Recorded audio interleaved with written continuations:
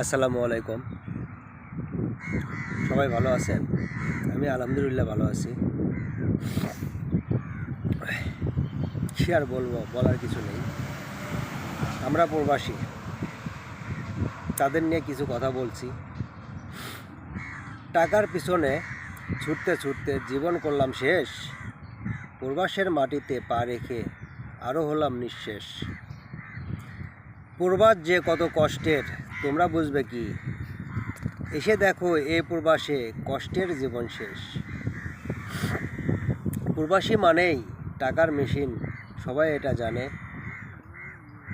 কত কষ্টের টাকা কামাই, কেউ কি সেটা মানে?